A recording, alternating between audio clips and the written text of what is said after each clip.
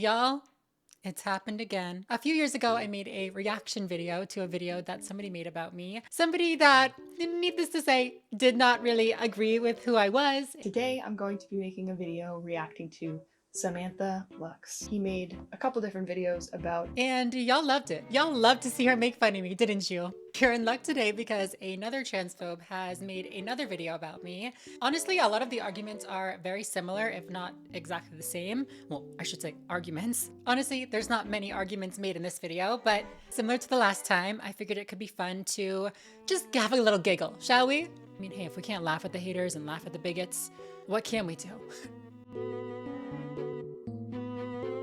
So the video is titled Trans YouTube Star. Oh my god, you think I'm a star? Sorry. Lashes out at JK Rowling over UK Supreme Court ruling. Obviously, this video is going to be a response to the video I made a few weeks ago to JK Rowling, to her, like it's a letter to JK Rowling. The video I made about JK Rowling and the UK Supreme Court ruling. I'll link that video down below if you haven't seen it. Go check it out. Basically, he's mad because I was mad at JK Rowling for like having a part in the UK hearing or the UK case. You're mad at me for being mad at JK Rowling, one of the world's most notorious TERFs, one of the world's most notorious anti-trans activists? I'm not sorry. Like, I'm not. But okay, let's watch some of the video, shall we? Here's the first clip from Samantha's video. Let's just really think about this, right?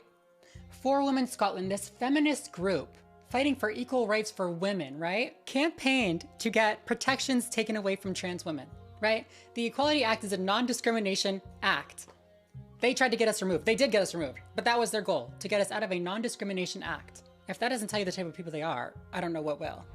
So first things first, this is just factually incorrect. Trans people did not get removed from the Equality Act. They are still covered and still protected under the gender identity provision. I'm sorry, but I just have to roll my eyes at this idea that how they disagree with an aspect of discrimination law, how that tells you everything you need to know about them. They must be evil. Actually, no. It's okay to disagree with a particular element of a complicated civil law, and it doesn't make you an evil meanie. Okay, love the mocking right off the... Me putting my hands down because I'm like, I don't want to be mocked again.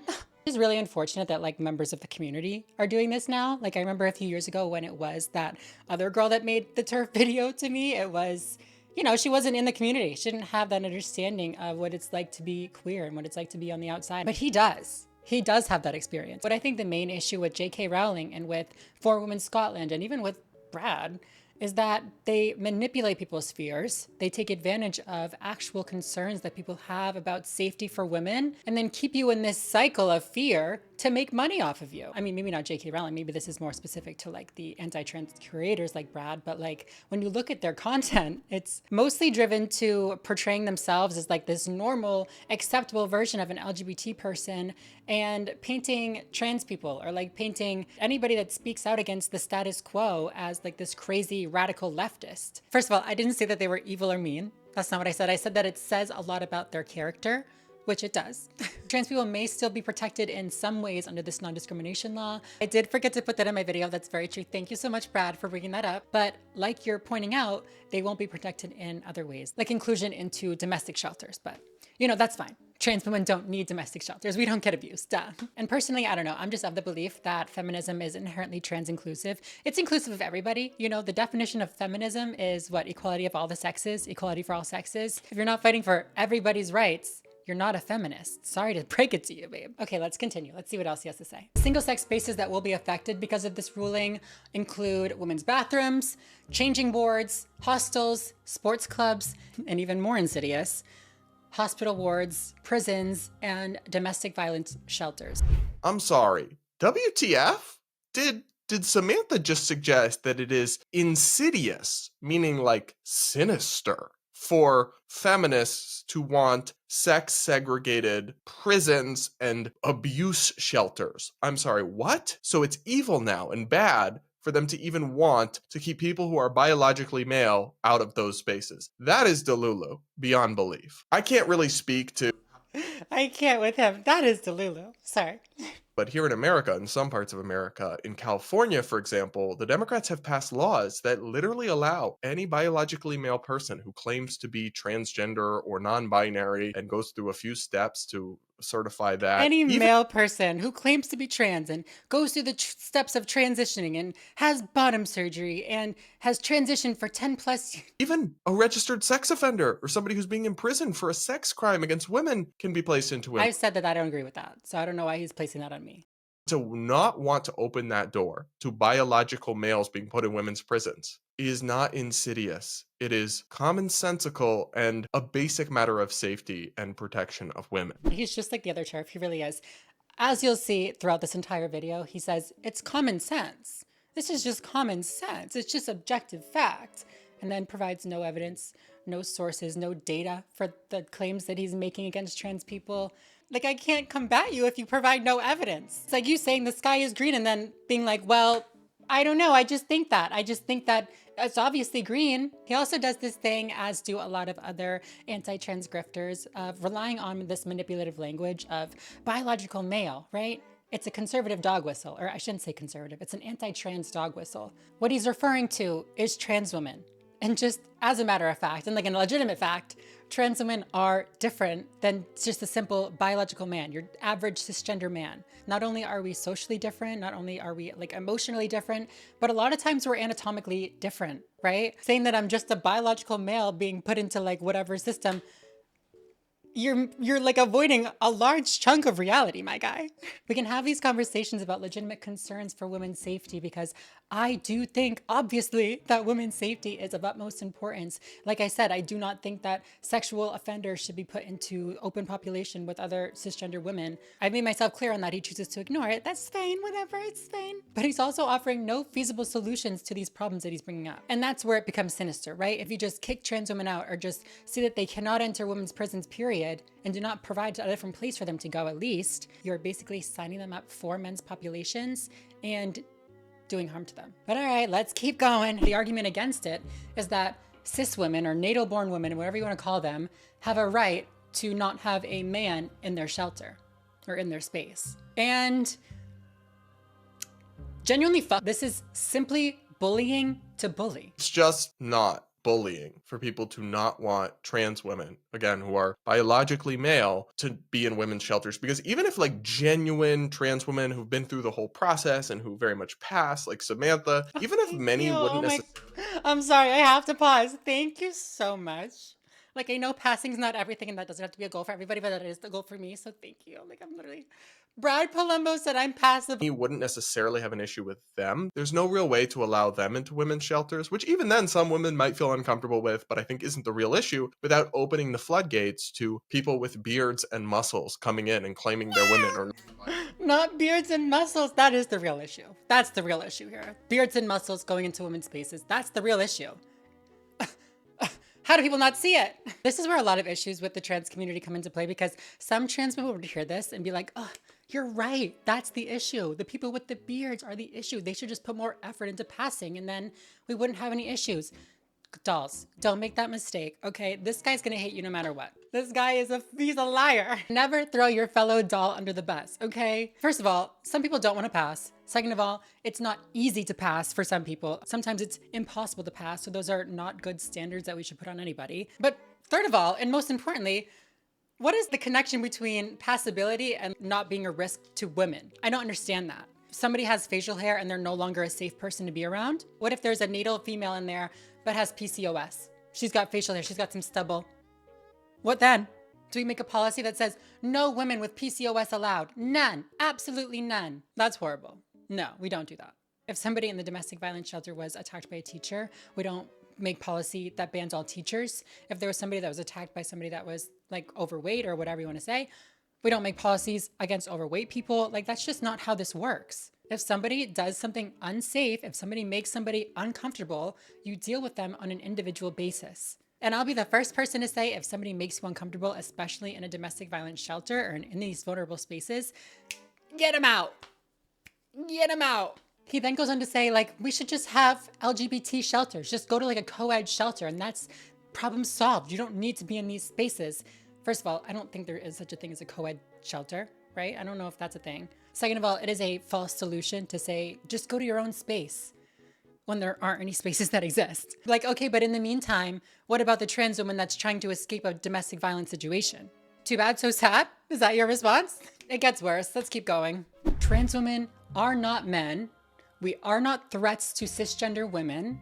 Trans women should not have to be refused shelter and die in the streets because you're uncomfortable with the fact that I'm trans.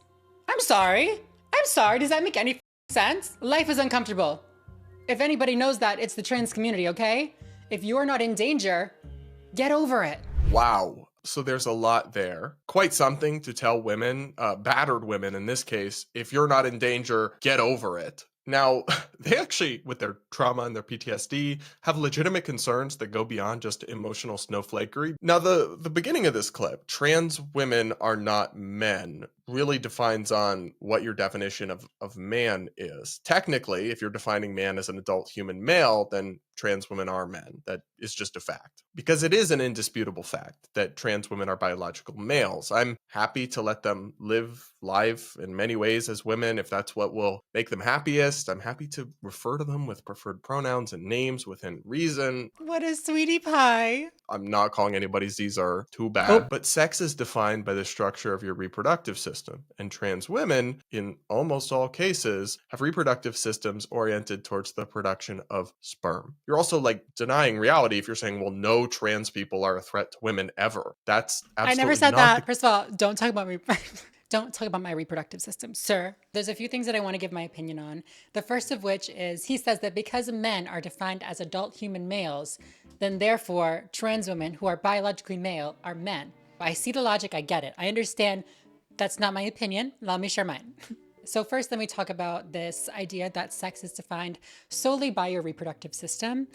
That is just not the case. That is not true. Sex is actually defined by a combination of factors, including your reproductive system, yes, including your chromosomes, yes, but it also includes things like your hormone levels. It includes things like your primary and secondary sex characteristics. It's actually a much bigger picture than what Brad is trying to make it seem like, which is because he is trying to make it seem like something so simple. Duh, if you're born with a penis, then you're male, and if you're male, then you're a boy. Duh. It's a very easy way to think about it, yes, but the World Health Organization, the American Psychological Association, as well as many, many, many other medical organizations agree that sex and gender are different concepts and that sex is defined not by one factor, but by, like I said, this combination of factors. I'm not going to argue that I wasn't born male. I absolutely was, but I would make the argument that I'm not entirely male anymore.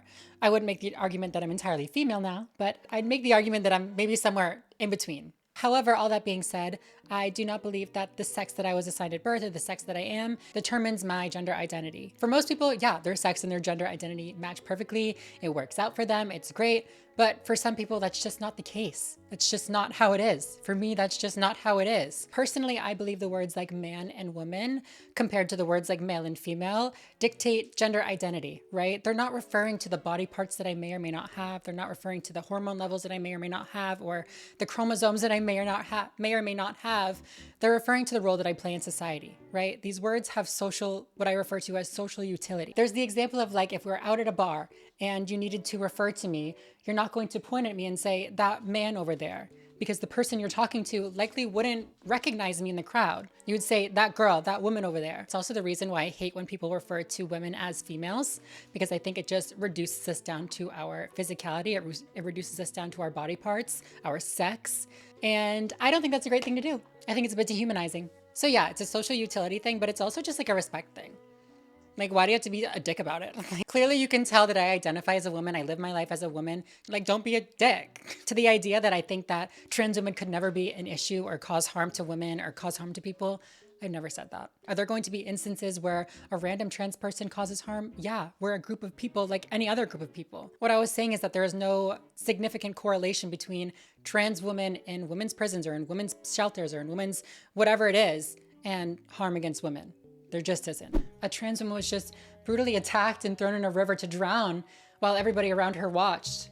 This is the exact result of this hatred pervading society. Now, I actually agree. There is a huge uptick in bullying and nastiness towards trans people, and I don't support that. You see it on X all the time. It is, I think, part of a backlash we're living through, to which I trace the roots to the people who pushed irreversible and unproven medical treatments on gender confused minors and who stumped for absurd things like biologically male sex offenders in women's prisons. So, people like Samantha Lux, that's why this backlash is occurring. This reeks of Rowling. It reeks of her obsession, okay? It reeks of her refusal to let this shit go. And she is the exact type of person to spend $100,000, or almost $100,000, I don't know the exact number, but around $100,000 to make a point against trans people and then brag about it on Twitter. I love when a plan comes together. I love when old hags choke. Sorry. The irony is that she positions herself as this great feminist fighting for women and children, but looks like she's cosplaying Andrew Tate, one of the world's most hated misogynists. But it fits. Honestly, it fits, right? Rowling is not a feminist. Ugh. So there's a lot here. By your own logic, if there were violence or threats against J.K. Rowling, which there absolutely have been, aren't you responsible with your rhetoric here? Now, I don't even necessarily think so, but you should practice what you preach a little bit and maybe not speak about people in that way if you're going to so loosely connect rhetoric with violence. And I'm sorry, but saying you like to see old hags choke isn't helping your case that trans women are never a threat to biological women. You're saying that I ate her up? Is that what you're saying? Is she threatened by me because I ate her up? Because I... Does my guy even know what rhetoric is? Perpetuating dialogue that trans women are not women while simultaneously making fun of their appearance and making fun of their actions even on Twitter does contribute to negative rhetoric. And hateful rhetoric is largely at fault for hate crimes. I mean, that's just kind of common sense, isn't it? If we want to use his terminology. But to compare that to what I said about J.K. Rowling, my joke about how I like to see old hags choke, I mean, wasn't trying to be ageist, I swear. Don't like to see people choke ever. Not calling for violence in any sort of way, but God forbid I make a joke, right? I'm sorry, this was clearly a joke. And God forbid I do poke fun at the person who has been tormenting trans people for the past 4 years. God forbid I poke fun at the person who donated almost $100,000 to take away protections from trans people. I'm allowed to make a joke. I feel entitled to a joke. I sure do. But this quote in the thumbnail, choke and effing die, old hag. I did not say that. That's defamation. You'll be hearing from my lawyers. I'm glad you had a good time today. I hope this was fun for you. I guess my closing statements would be, if there are legitimately any women out there who saw this video and thought that I was belittling women, belittling survivors who, had legitimate concerns about the safety of women, that was not my intention. I do genuinely apologize if anybody did think that. Safety and protection of women, especially women who have been, in domestic violence situations, is extremely important to me. And I would never stand behind any policy if I did legitimately think that it was going to cause any sort of harm to women. I'm always down to entertain civil conversation, but when it comes down to just calling me a man and making things up about the trans community, that's kind of where I check out. But yeah, you guys, thank you so much for watching. I had a fun time. But yeah, other than that, I'll see you in the next video. So bye everyone.